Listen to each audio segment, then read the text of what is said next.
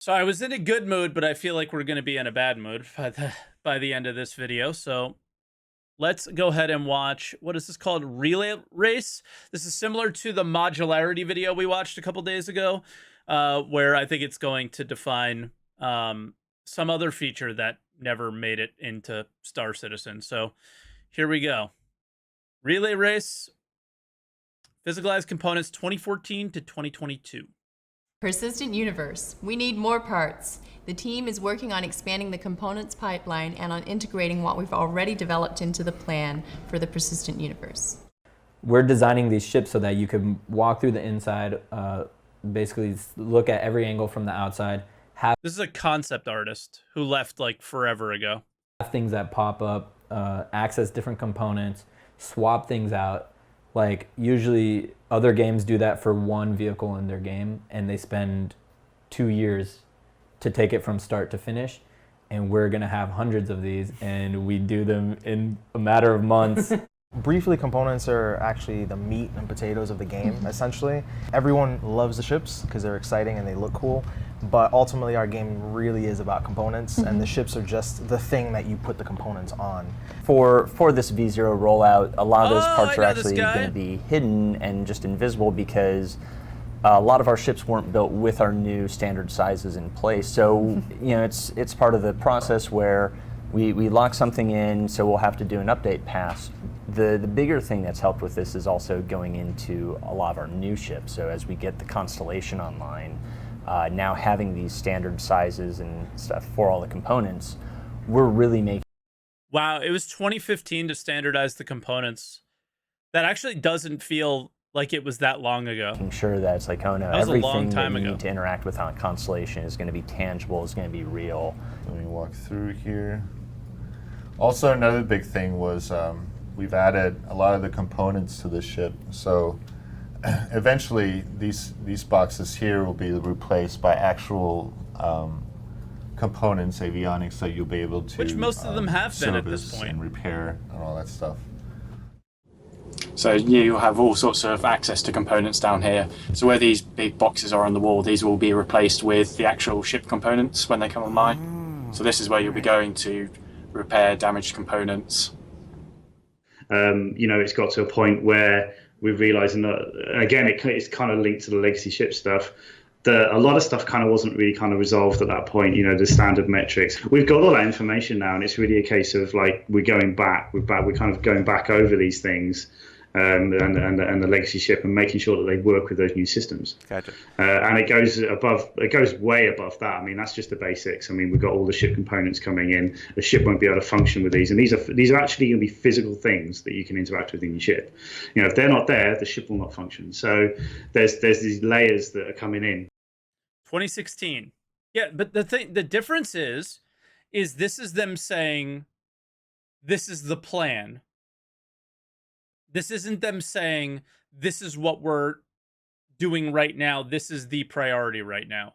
So like, to give them a little bit of, you know, rope here and leeway, this was, the problem is like putting this forward makes it seem like it's like in the forefront of their mind and is exactly what they're doing right now. This is all about the standardizing of components between everything so far. They've, as far as I know, on nearly every single ship have done that. Have went through and done what they're talking about now. I don't know, name it in chat or whatever, if you know that there are components on certain ships that are still completely legacy. Because I'm not so sure there are anymore. That's good. That's going to be kind of, for me, it's going to unlock a lot of really cool gameplay. Yeah. Thank you to all of our backers. We really couldn't build a game with hundreds of swappable ship components without your support. And that's all for this week. We will see you Around the verse. Components are getting. The game has hundreds of swappable ship components, so this still isn't like a thing. Damaged. You're going to have people who are swapping out those, swapping out the damaged components for the new components. So soon we'll be able to actually do the swapping out and customization Soon TM.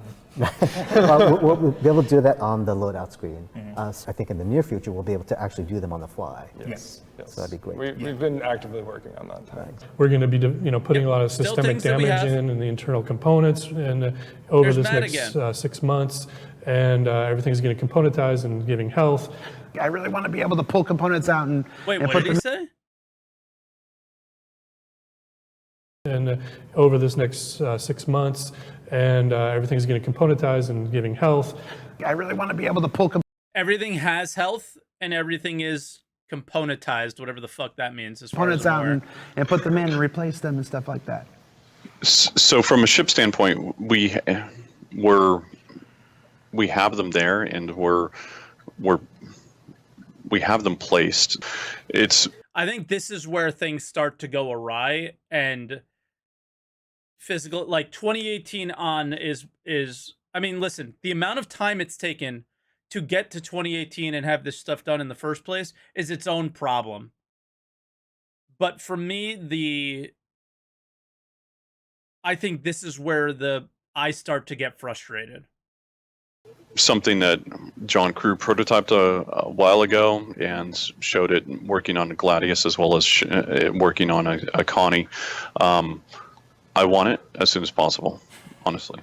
But just having this first step of, okay, well, right when the ship comes out, it won't all be fully interactive to the point where, okay, now you're physically ripping that cooler out or you're doing the manual repair work, but it's that groundwork for when we get to that point. So it's really cool to see. We want to make the components of your ship much more meaningful. This whole item 2.0 that we've talked about, there's a whole infrastructure for it, but we've got to finish it off properly for you to really realize and understand and see the benefits of it. We were told that when Item 2.0 is fully implemented, we will be able to directly access and interact with ship components on our ships. Those are just hand-placed brushes at the moment. They're not the actual physical components, but this quarter we're going to be replacing those with the actual live working components and then hooking them back up. There was a bit of technical issues we had that meant we couldn't do it before. We're now sort of getting on top of those, and it's not going to be ready for public release in the next quarter. It'll be sometime next year. So far, this is just the history of them talking about it, but I actually don't have any issues with what's been said so far, other than the amount of time it's taken for everything, right? It's just clearly not ideal. Something that we have to do on a lot of ships is go back and physicalize where the components are in there, because when we built the ship, we went, yep, there are these components, they need to go in the ship here, there's enough space in the walls, but don't worry about making hatches for them at this point because it may all change. And invariably it does. And now we're at the point where those components aren't changing in size, the amount a ship has isn't changing very much. We can go, right, now's the time to go back, take that generic wall panel you made and make a hatch in there for a cooler component. And that would be an improvement rather than a rework. For smaller ships, you access them from the outside generally. They're either going to be behind, they're always going to be behind panels that open up. Yep, and we see that with the... We're doing some development at the moment to decide the best way of doing that. Obviously, if we start cutting up all our ships and putting dozens of panels on the outside, that just blows the cost Gladius, of them. So Saber. We're looking at ways that we can not do that, ships. but still have that gameplay without having to have artists cut holes in geometry and you get components out of it. Talking with the graphics guys, we've got some interesting things we're going to try to do. So this quarter, one of the vehicle teams actually did the preliminary work to be able to place actual items inside the object containers, which can then connect to the vehicles, which gives us the ability to put them in place, and then down the line gives us the ability to shoot them from the outside, do all your physical damage to them. In all the ships, we don't have the physicalized components in there, and so that's one of the damage major is factors not a that thing. we're going in and doing right now. Obviously, with our catalog of ships, that takes a while. Some ships, such as the Carrack, actually, when you open some of the hatches, they do have items in there. Those aren't brushes. They're the actual items attached to your ship. But because of various limitations that I'll get onto in a second, those are actually attached to the exterior of the vehicle, because that's just how all our systems work currently. So whilst they're inside the ship, they're actually outside the ship. And when you're inside the ship, you can't interact with anything outside the ship and vice versa. So we need to solve that. So scheduled for next quarter, the vehicle tech team are going to be working on a way to place those items physically inside the object containers of the ships, and then they will all automatically link up to all the external systems we need. We mentioned new gold standard work on the tried and true Has that Aegis happened? Saber, and you can see here that process beginning with the cutting in of panels for the various ship components. Now we'll be following along with the further interior and exterior developments throughout the quarter.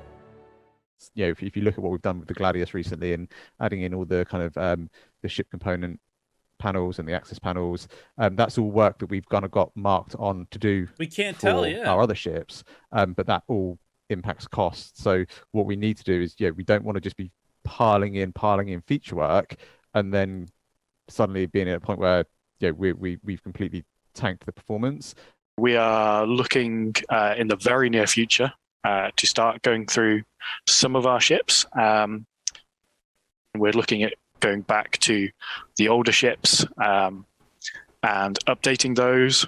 It's obviously a lot of work there. So it's a balancing act between updating the older ones and delivering newer ones. When we get to the Constellation, a big thing for it will be putting the components in. That people will see there are component bays in there already. They were done a long time ago. Components have changed in how they are used, the quantities, even some of the sizes of them, which shows you how old it is. Will there be a lot of work involved getting the older ships up to standard in terms of newer design practices and upcoming tech, i.e. relay cabinets, airlocks, bulkheads, etc., or have they been designed in such a way to easily add these things with minimal alterations? We thought we would need one item of a certain size, so that's the item we accounted for. Now that feature is starting to be developed, and design documents are being written, and people are starting to actually develop and play test and see what it's like. We've realised that actually it wasn't going to be particularly fun. So we want to take the power plants from the back and move them to the front, because we want to add a bit more kind of excitement into the gameplay. Then that, if there's not room for it, it means that, well, we need to extend the exterior of the ship. And if that exterior of the ship needs extending, it means it might bump up a size class. And if that ship is supposed to fit in another ship's hangar, then it no longer fits in there. And then, in preparation of one of the biggest Life in the Verse changes coming sometime next year, the Hammerhead just had a sprint retrofitting it with internal power relays, a necessary component of the resource management system that is at the center of everything from engineering gameplay, life support, increased time to kill, on-site repair, and the foundational basis for true multi-crew gameplay. Now, there's still quite a journey ahead for resource management, but it's exciting to see the work beginning to get integrated into the persistent universe proper. What the fuck is that noise?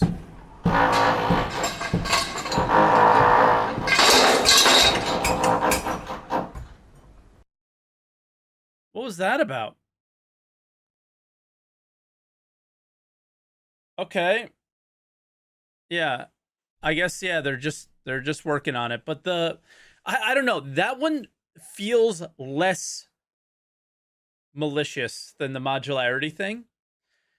But I think is still like more paramount to the game being enjoyable. I think the parts where they said like, this is where the game is fun, this is where everything becomes fun, is with the idea of you're shipping the vessel for these components. The components is what defines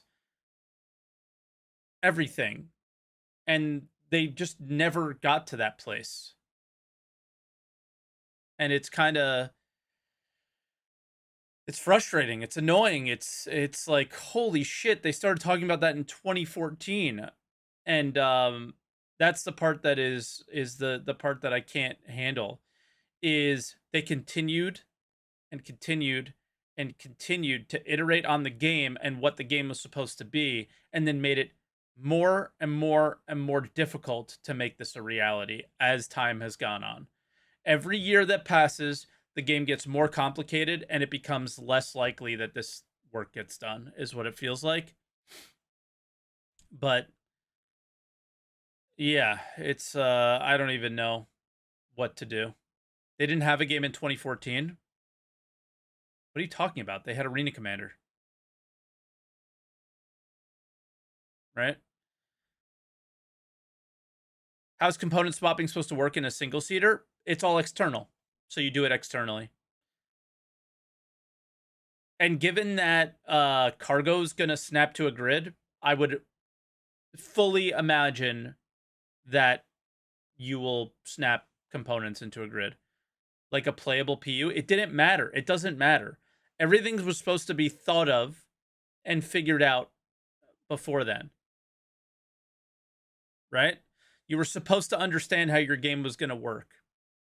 Okay, we want components in these ships. They had size 1 through 10 originally. They found out that that didn't work, but then they continued to make spaceships after that.